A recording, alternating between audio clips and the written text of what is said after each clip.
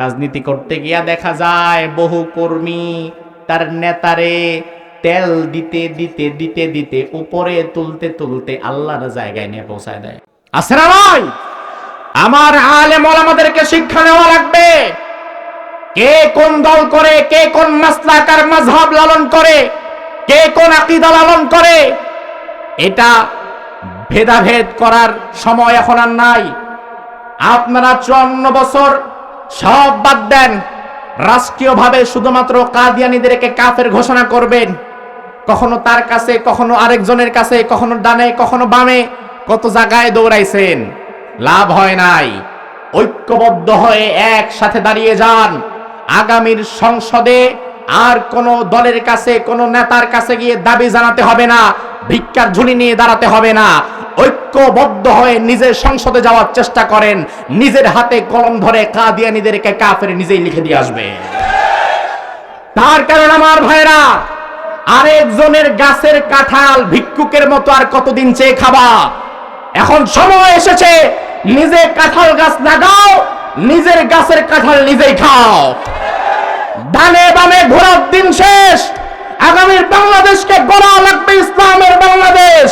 এজন্য দল মত নির্বিশেষে আগামীর সংসদে ইসলামকে আমরা ক্ষমতায় দেখতে চাই। আল্লাহ তাআলা কবুল করুক বলি আমিন। অন্যথায় প্রত্যেক বছর ভিক্ষুকের ঝুলি নিয়ে এক একজনের কাছে দাঁড়াইতে হবে যে একটু দেন, আমাদের এই দাবিটা পূরণ করেন, পাচ্ছি না, হচ্ছে না, একটু শোনেন না। কেউ ফিরেও তাকাবে না। এখন সময় এসেছে নিজের হক নিজেকে বুঝে নেওয়া লাগবে, ঠিক কি না? নিজের হক নিজে বুঝে নেন, আর মানুষের পেছনে দৌড়ায় লাভ নাই। এই সমাজ পরিচালনা করার জন্য যে বিধিমালাগুলো দরকার, এই বিধিমালাগুলো দুনিয়ার কোন মানুষ বানাতে পারবে না। এই বিধিমালাগুলো যিনি বানিয়ে দিয়েছেন তিনি কে? আলা লাহুল খালকু ওয়াল আমর। আল্লাহ বললেন, ও বান্দা, সৃষ্টি যেহেতু আমি করেছি, সৃষ্টি করার পরে সৃষ্টি জগৎ চলবে কিভাবে এটা আমি আল্লাহ ঠিক করে রেখেছি। তোমাকে যেহেতু সৃষ্টি আমি করেছি, তোমার ব্যবসা কিভাবে চলবে এই নিয়ম নীতি আমি দিয়ে দিচ্ছি। তুমি কোন চাকরি করবা আর কোনটা করবা না এই নিয়ম নীতি আমি দিয়ে দিচ্ছি। তোমার পরিবারটা কেমনে চালাবা এই নিয়ম নীতি আমি দিয়ে দিচ্ছি। তোমার সমাজ কেমনে চালাবা নিয়ম নীতি আমি দিয়ে দিচ্ছি। তোমার রাজনীতি কেমনে চলবে নিয়ম নীতি আমি দিয়ে দিচ্ছি। তোমার বিচার বিভাগগুলো কেমনে চলবে নিয়ম নীতিটা আমি দিয়ে দিচ্ছি। এই সব নিয়ম কানুনগুলো কোরআনের মধ্যে আছে না নাই? এবার মক্কার কাফিররা এসে বলল, ইয়াকুলুনা হাল লানা মিনাল আমরি মিন শাই। ও নবী, আল্লাহকে একটু জিজ্ঞেস করেন, আমরা আল্লাহর দেওয়া 50% নিয়ম কানুন নেই, আর আমরা নিজেরাও 50% নিয়ম বানায় দেই। আল্লাহর নিয়ম আর আমাদের নিয়ম, দুই নিয়ম মিলায় দেশ চলুক। হাল লানা মিনাল আমরি মিন শাই, আমাদের কোনো কিছু দেওয়ার মতো সুযোগ আছে নাকি? কাফেররা বলতো হাল লানা মিনাল আমরি মিন শাই, যে আমাদের কোনো কিছু দেওয়ার মতো সুযোগ আছে না? রাসূল বললেন, আল্লাহ রাব্বুল আলামিন ওহী করে দিলেন, ও নবী আপনি জানায়া দেন, কুল ইন্নাল আমরা কুল্লাহু লিল্লাহ। নতুন ভাবে দুনিয়ার কারো কাছ থেকে একটা নিয়ম নেয়ার কোনো দরকার নাই।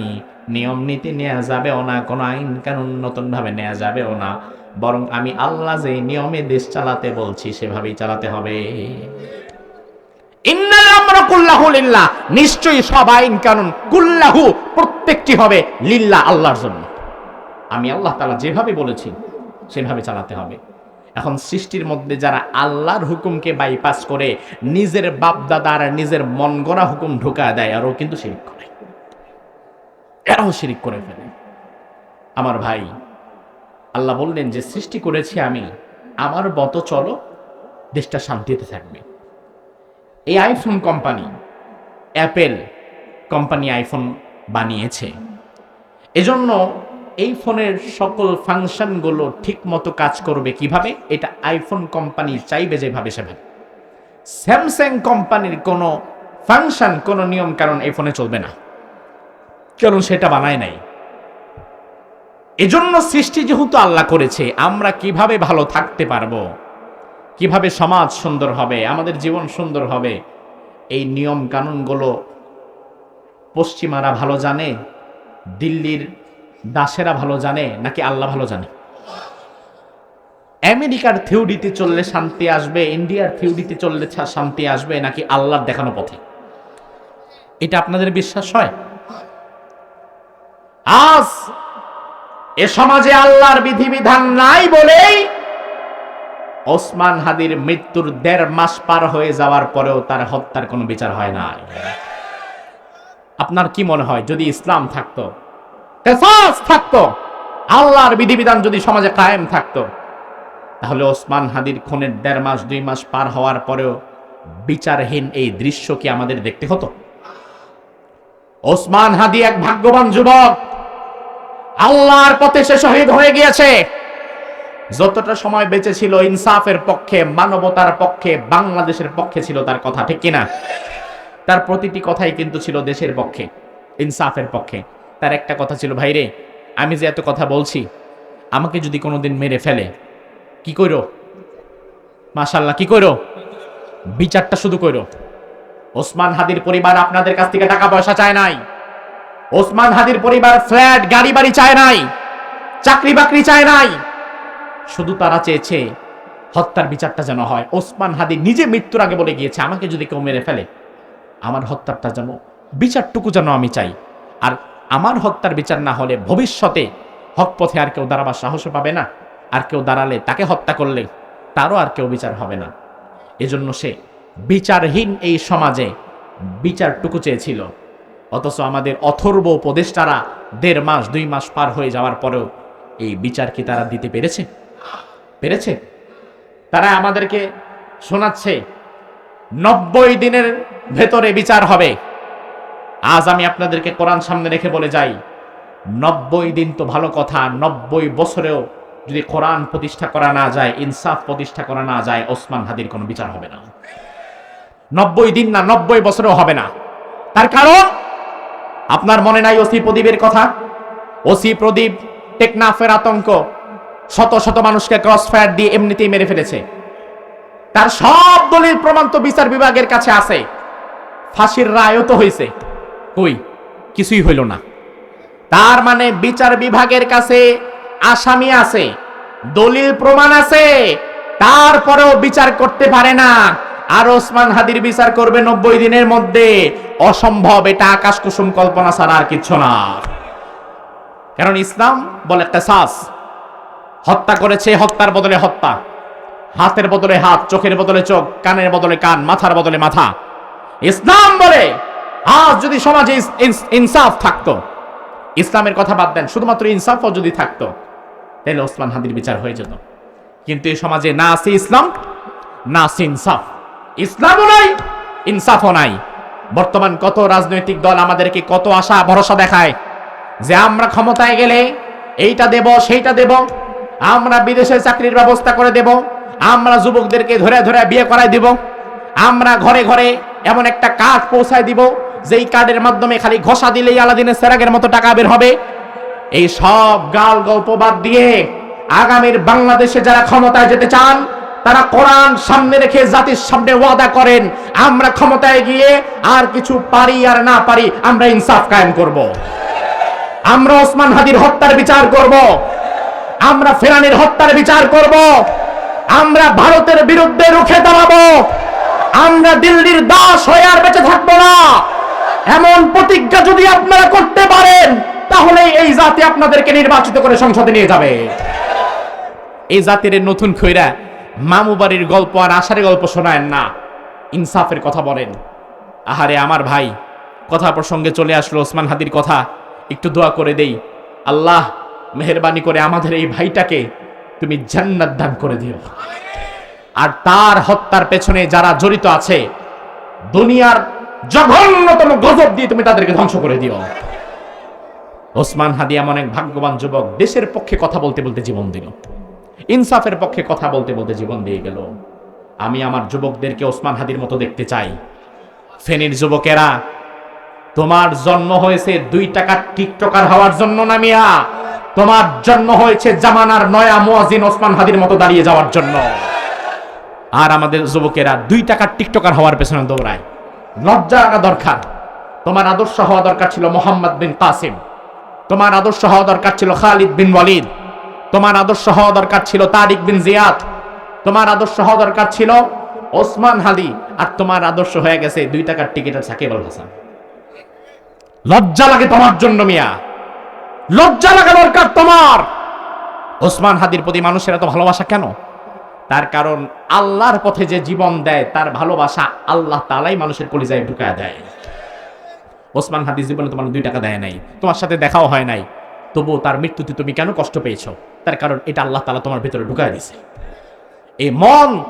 এই মনকে আল্লাহ তাআলা কন্ট্রোল করে, এটা আল্লাহ তাআলা তোমার ভিতরে দিয়ে দিয়েছে। বর্তমান জামানায় মানুষ মারার জন্য বেশি কিছু লাগে না তো ভাই। গাঁজাখোর, নেশাখোর, ইয়াবাখোর, এমন অনেক পোলাপান আছে না? এমন কাউকে ধরে আপনি 10,000 টাকা ধরায় দিবেন, 10,000 টাকা দেওয়ার পরে বলবেন এই যে রাত্রেবেলা মুরব্বী বাবাজি যাচ্ছে, 10,000 টাকা তোমারে দেব, নেশা পানি করবা, একটা ছুরি দিয়ে পার মেরে দেবা রাত্রেবেলায়। ওই গাঁজাখোর, নেশাখোর 10,000 টাকার জন্য ভালো মানুষকে খুন করে ফেলতে পারে, 2 বার ভাববে না, 10,000 টাকার জন্য পারবে। যেই বাজারে 10,000 টাকা দিয়ে মানুষ মারা যায়, ওই বাজারে ওসমান হাদিকে মারার জন্য ব্যয় করা হয়েছে কত? 219 কোটি টাকা। কত? আমার ভাই, ঘাটে বুদ্ধি থাকলে বোঝে নেন। ওসমান হাদি সর্বত্র তার কথা ছিল ভারতীয় আধিপত্যবাদের বিরুদ্ধে, জালিমের বিরুদ্ধে, ঠিক কিনা? এই জন্য আধিপত্যবাদীরা, দিল্লির প্রভুরা, তারা ভালো করে হিসাব করে দেখেছে, সর্বনাশ, এই যুবক যেইভাবে আমাদের বিরুদ্ধে কথা বলছে, এই যুবকের এই মানসিকতা যদি বাংলাদেশের বাকি মানুষদের মধ্যে একবার ছড়িয়ে যায়, বাকি যুবকদের মধ্যে যদি ওসমান হাদির মতো কিছু যুবক তৈরি হয়ে যায়, তাহলে আগামীর বাংলাদেশে ভারতপন্থী রাজনীতির কবর রচিত হবে। এই জন্য দিল্লির প্রভুরা ভালো করে হিসাব কিতাব করেই ওসমান হাদিকে তারা দুনিয়া থেকে বিগ বাজেটের মাধ্যমে বিদায় করে দিয়েছে। আমি আজ আমার ফেনীর যুব সমাজকে বলতে চাই, ওসমান হাদি দেশের পক্ষে, ইনসাফের পক্ষে, ন্যায়ের পক্ষে কথা বলার জন্য যে জীবন দিয়েছে, তাকে যে গুলি করে হত্যা করা হয়েছে, এজন্য কি তোমরা পিছিয়ে যাবা? ভয় পাবা? যদি জমিনে দিন কায়েমের জন্য আমাদেরকে আবার এগিয়ে যাওয়া লাগে, দেশের পক্ষে থাকার জন্য, ইনসাফের পক্ষে থাকার জন্য, দিল্লির আধিপত্যবাদীদের বিরুদ্ধে কথা বলার জন্য, ওসমান হাদির মতো যদি আমাদেরকে জীবন দেওয়া লাগে, ফেনীর যুবক এবং তরুণদেরকে সেই শাহাদাতের পথে শামিল হওয়ার জন্য প্রস্তুত থাকা লাগবে, প্রস্তুত থাকা লাগবে, প্রস্তুত থাকা লাগবে। কারা কারা থাকবে? দুই হাত তুলে আল্লাহর দেখাও।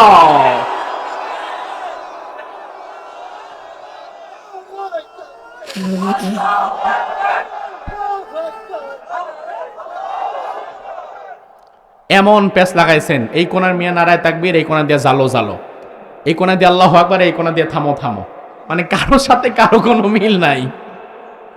যে কোনো একজন একবার বলেন, বাকিরা তার সাথে দেন, তাইলে সুন্দর হবে। একজন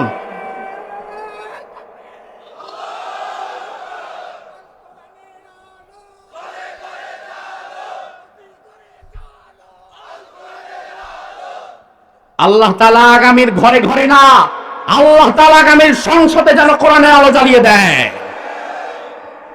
আমার ভাইরা, ঈমান ভাঙার সর্বশেষ 3 নাম্বার কারণ হচ্ছে নিফাক। নিফাক একটা রোগের নাম।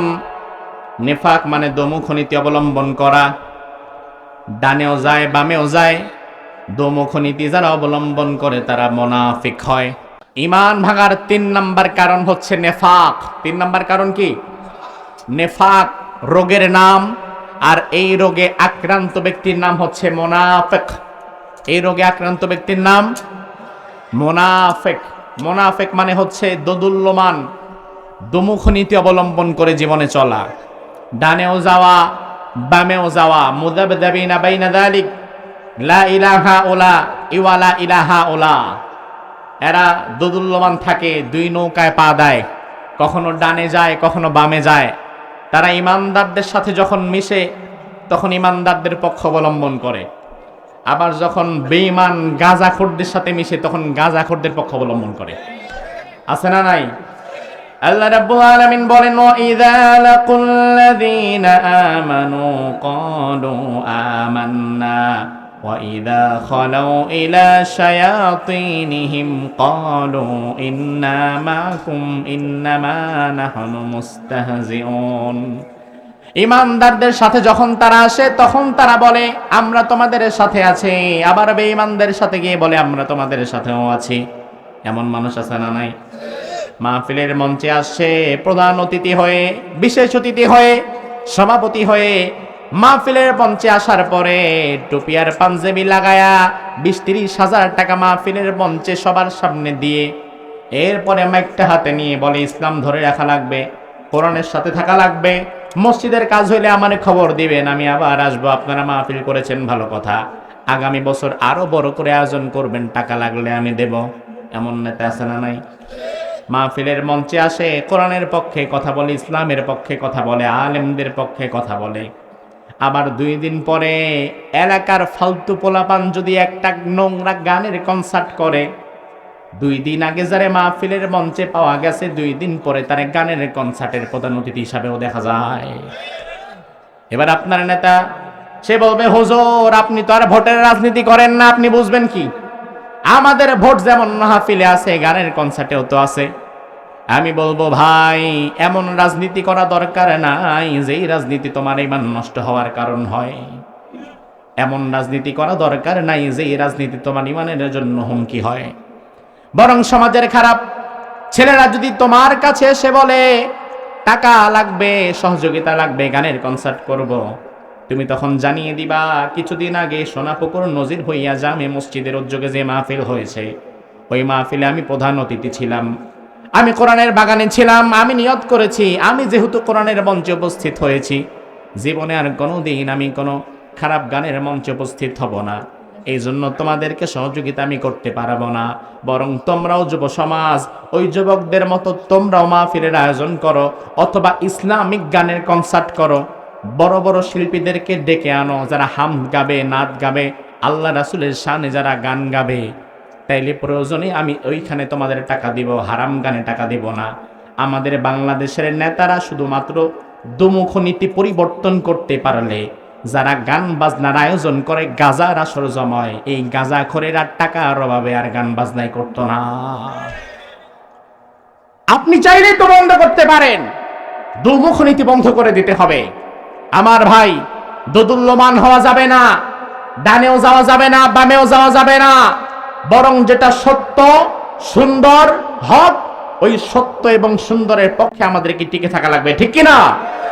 এই যে কাদিয়ানি কোরআনে কারীমের বেশি অস্বীকার করে নাই, একটা আয়াত অস্বীকার করে নাই, একটা আয়াতের ভেতরে শুধুমাত্র একটা শব্দকে অস্বীকার করেছে। এই একটা শব্দ অস্বীকার করার কারণে কাদিয়ানি কি ইমানদার না কাফের? ইমান কি আছে না গেছে? আমার ভাই, আপনাদের ফেনী হাই স্কুল মাঠে, উপজেলা মাঠে, বিশাল অডিটোরিয়ামের মধ্যে রাজনৈতিক সমাবেশ হচ্ছে। কোন একটা দলের হাজার হাজার লক্ষ লক্ষ নেতা কর্মী সেখানে উপস্থিত। ওই দলের কোন একজন নেতা হঠাৎ করে মঞ্চে দাঁড়িয়ে মাইকটা নিয়ে ভাষণ দিচ্ছে, ভাইরা আমার, আমরা ক্ষমতায় গেলে এটা করব, সেটা করব, আমাদের সাথে থাকা লাগবে, আমাদের হাতকে শক্তিশালী করা লাগবে, আমার কোনো আপত্তি নাই। এ কথা তিনি বলতেই পারে, হাজারবার বলতে পারে, তাতে আপত্তি নাই। বলতে বলতে ওই নেতা শেষমেশ বলে ফেললো, আপনারা আমাদের সাথে থাকবেন, জনগণ যদি আমাদের সাথে থাকে সরকার আমরা গঠন করব। এই কথা বলে নেতা শেষমেশ বলে দিয়ে যায়, সকল ক্ষমতার উৎস জনগণ, সকল ক্ষমতার উৎস জনগণ। এই কথা বলার মতো নেতা বাংলাদেশে আছে না নাই? আপনাদের ফেনীতে আছে না নাই? আমার ভাইরা এবার একটু লক্ষ্য করেন, রব্বুল আলামিন সূরা মুলকের শুরুতে বললেন, তাবারাকাল্লাযী বিয়াদিহিল মুলক ওয়া হুয়া আলা কুল্লি শাইইন কাদির। সমহান সেই সত্তা যার হাতে সকল ক্ষমতা। তাইলে সকল ক্ষমতা কি জনগণের হাতে নাকি আল্লাহর হাতে? আবার আল্লাহর কাদের মধ্যে বললেন, আন্নাল কুওয়াতা লিল্লাহি জামিআ, সকল ক্ষমতা আমি আল্লাহ তাআলার হাতে, ক্ষমতার একচ্ছত্র মালিক আমি আল্লাহ তাআলা। কোরআনের রব্বুল আলামিন একবার দুইবার নয়, অসংখ্য জায়গায় অসংখ্যবার বলেছেন সকল ক্ষমতার উৎস আল্লাহ। আর তোমার নেতা মঞ্চে দাঁড়ায় বলে গেল সকল ক্ষমতার উৎস জনগণ। কাদিয়ানি যদি কোরআনে কারিমের একটা শব্দকে অস্বীকার করার কারণে কাফের হয়ে যায়, তাইলে তোমার যেই নেতা মঞ্চে দাঁড়ায়া সকল ক্ষমতার উৎস জনগণ বলেছে, কোরআনে কারিমের এতগুলো আয়াতের বিরুদ্ধে কথা বলেছে, তোমার নেতা কিন্তু কাদিয়ানির চাইতে আরো বড় কাফের। কারণ কাদিয়ানি অস্বীকার করছে এক শব্দ, তোমার নেতা কয়েকটা আয়াত বাদ দিয়ে দিছে। এমন নেতা আছে না নাই? এমন নেতার পেছনে যেই কর্মী স্লোগান দেয়, এমন নেতার জন্য যেই কর্মী কাজ করে, নেতারও ঈমান নাই, তার কর্মীরও ঈমান নাই। ওই জায়গায় বললাম, সমাজে বহু মানুষ আছে ঈমান ভাঙার কারণ না জানার কারণে রাজনীতি করতে গিয়ে যে কত মানুষ ঈমান হারা হয়ে যায় তার হিসাব নাই। আমার ভাইয়ের ঈমান ভাঙার এক নাম্বার কারণ বলেছিলাম কুফর। এক নাম্বার কারণ কি? ঈমান ভাঙার দুই নাম্বার কারণ হচ্ছে শিরিক। দুই নাম্বার কারণ শিরিক। শিরিক এত জঘন্য গুনাহ, রব্বুল আলামিন কোরআনের মধ্যে বললেন, ইন্নাশ শিরকা লাযুলমুন আযীম, শিরিক মস্ত বড় জুলুম। আল্লাহ আরেকাতের মধ্যে বললেন, ইন্নাহু মান ইউশরিক বিল্লাহি ফাকাদ হারামাল্লাহু আলাইহিল জান্নাতা ওয়া মাওয়াহুন নার। দুনিয়ার কোন মানুষ যদি শিরিক করে, হারামাল্লাহু আলাইহিল জান্নাহ, আমি আল্লাহ নিজে জান্নাত তার জন্য হারাম করে দেই, ওয়া মাওয়াহুন নার, জাহান্নামকে তার জন্য অবধারিত করে দেই। আমার ভাই জবাব দেন, জান্নাতের মালিক কে? জান্নাতের মালিক কি কোন নবী, কোন ওলি, কোন হুজুর, কোন নেতা? জান্নাতের মালিক কে? জান্নাতের মালিক যিনি, তিনি যদি কারো জন্য জান্নাত হারাম করে দেয়, দুনিয়ার কোন ওলির ক্ষমতা আছে নাকি জান্নাত দেওয়ার? আল্লাহ বললেন, শিরিক যদি কেউ করে, আমি জান্নাত তার জন্য হারাম করে দেই। শিরিক মানে হচ্ছে অংশীদার সাব্যস্ত করা আল্লাহর ক্ষমতা, আল্লাহর জাত, আল্লাহর সিফাত, আল্লাহ যা দিতে পারে ওইটা যদি অন্য কারো কাছে নিয়ে চান, এটাই শিরিক। এটাই সন্তান দেওয়ার মালিককে? জোরে কোন? নাকি মাজারে যিনি শুয়ে আছে ওই পীর সাহেব? বাংলাদেশে এমন মানুষ আছে, বিয়ে করেছে 2, 4, 5, 7 বছর, আল্লাহর কাছে সন্তান চায়, 10 বছর যখন পার হয়ে যায় সন্তান হয় না, তখন আর আল্লাহর কাছে চায় না, তখন আল্লাহরে বাদ দিয়া খাজা বাবার কাছে গিয়ে পড়ে থাকে। মাজারের কাছে গিয়া সেজদা দেয়, মাজারের কাছে গিয়া সন্তান চায়, এমন লোক আছে না নাই?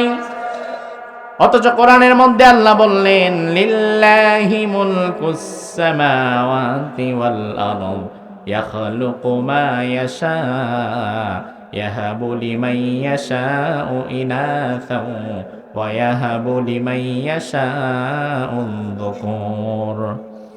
আমি আল্লাহ রাব্বুল আলামিন আকাশ ও জমিনের মালিক। আমি আল্লাহ যাকে চাই তারে সন্তান দেই, আমি আল্লাহ যারে চাই তারে পুত্র দেই, আবার আমি আল্লাহ যারে চাই তারে পুত্র কন্যা দুইটাই দেই, আবার আমি আল্লাহ যারে চাই না তারে একটাও দেই না। তাইলে এই টোটাল ক্ষমতা কার? তাইলে তুমি যদি মাজারে কারো কাছে গিয়ে সন্তান চাও, তুমি বোঝাতে চেষ্টা করছো আল্লাহর যেমন ক্ষমতা ওই মাজারের মধ্যে ব্যক্তিরও তেমন ক্ষমতা। এজন্য মাজারে কেউ সন্তান চাওয়ার সাথে সাথে শিরিক হয়ে যায়, তার ঈমানটাও শেষ হয়ে যায়। আপনি বলবেন, হুজুর আল্লাহ বাঁচাইছে, আমার পোলামাইয়ার অভাব নাই, আমার মাজারে যাওয়া লাগে না, এমনি হয়। আপনি হয়তো মাজারে গিয়ে শিরিক করেন নাই। বাংলাদেশের মানুষ সব এক ঘাটের পানি খেয়ে ঈমান ভাঙে না, এক একজন এক এক ঘাটের পানি খায় ঈমান ভাঙে। আপনি হয়তো মাজারে গিয়া শিরিক করে ঈমান ভাঙেন নাই, আপনি হয়তো রাজনীতি করতে গিয়া শিরিক কইরা ঈমান ভাঙছেন। কারণ রাজনীতি করতে গিয়া দেখা যায় বহু কর্মী তার নেতারে তেল দিতে দিতে দিতে দিতে উপরে তুলতে তুলতে আল্লাহর জায়গায় নিয়ে পৌঁছায় দেয়। আছে না ভাই? এরা আল্লাহর গোলাম থেকে খারিজ হয়ে এরা নেতার গোলাম হয়ে যায়। আল্লাহর হুকুম মানে না, আর নেতার হুকুম একটা মাটিতে ফালায় না। আমার ভাই, আল্লাহ রাব্বুল আলামিন কোরআনের মধ্যে বললেন, এই সমাজ পরিচালনা করার জন্য যেই বিধিমালাগুলো দরকার, এই বিধিমালাগুলো দুনিয়ার কোনো মানুষ বানাতে পারবে না। এই বিধিমালাগুলো যিনি বানিয়ে দিয়েছেন তিনি কে? আলা লাহুল খালকু ওয়াল আমর। আল্লাহ বললেন, ও বান্দা, সৃষ্টি যেহেতু আমি করেছি, সৃষ্টি করার পরে সৃষ্টি জগৎ চলবে কিভাবে এটা আমি আল্লাহ ঠিক করে রেখেছি। তোমাকে যেহেতু সৃষ্টি আমি করেছি, তোমার ব্যবসা কিভাবে চলবে এই নিয়ম নীতি আমি দিয়ে দিচ্ছি। তুমি কোন চাকরি করবা আর কোনটা করবা না এই নিয়ম নীতি আমি দিয়ে দিচ্ছি। তোমার পরিবারটা কেমনে চালাবা এই নিয়ম নীতি আমি দিয়ে দিচ্ছি। তোমার সমাজ কেমনে চালাবা নিয়ম নীতি আমি দিয়ে দিচ্ছি। তোমার রাজনীতি কেমনে চলবে নিয়ম নীতি আমি দিয়ে দিচ্ছি। তোমার বিচার বিভাগগুলো কেমনে চলবে নিয়ম নীতিটা আমি দিয়ে দিচ্ছি। এই সব নিয়ম কানুনগুলো কোরআনের মধ্যে আছে না নাই? এবার মক্কার কাফিররা এসে বলল, ইয়াকুলুনা হাল লানা মিনাল আমরি মিন শাই। ও নবী, আল্লাহকে একটু জিজ্ঞেস করেন, আমরা আল্লাহর দেওয়া 50% নিয়ম কানুন নেই, আর আমরা নিজেরাও 50% নিয়ম বানায় দেই। আল্লাহর নিয়ম আর আমাদের নিয়ম, দুই নিয়ম মিলে দেশ চলুক। হাল লানা মিনাল আমরি মিন শাই, আমাদের কোনো কিছু দেওয়ার মতো সুযোগ আছে নাকি? কাফেররা বলতো হাল লানা মিনাল আমরি মিন শাই, যে আমাদের কোনো কিছু দেওয়ার মতো সুযোগ আছে না? রাসূল বললেন, আল্লাহ রাব্বুল আলামিন ওহী করে দিলেন, ও নবী আপনি জানায়া দেন, কুল ইন্নাল আমরা কুল্লাহু লিল্লাহ। নতুন ভাবে দুনিয়ার কারো কাছ থেকে একটা নিয়ম নেয়ার কোনো দরকার নাই। নিয়ম নীতি নেওয়া যাবেও না, কোনো আইন কানুন নতুন ভাবে নেওয়া যাবেও না। বরং আমি আল্লাহ যে নিয়মে দেশ চালাতে বলছি সেভাবেই চালাতে হবে। ইন্নাল আমরা কুল্লাহু লিল্লাহ, নিশ্চয়ই সব আইন কানুন কুল্লাহু প্রত্যেকটি হবে লিল্লাহ, আল্লাহর জন্য। আমি আল্লাহ তাআলা যেভাবে বলেছি সেভাবে চালাতে হবে। এখন সৃষ্টির মধ্যে যারা আল্লাহর হুকুমকে বাইপাস করে নিজের বাপ দাদার নিজের মন গড়া হুকুম ঢোকা দেয়, আর ও কিন্তু শিরক করে, এরাও শিরক করে ফেলে।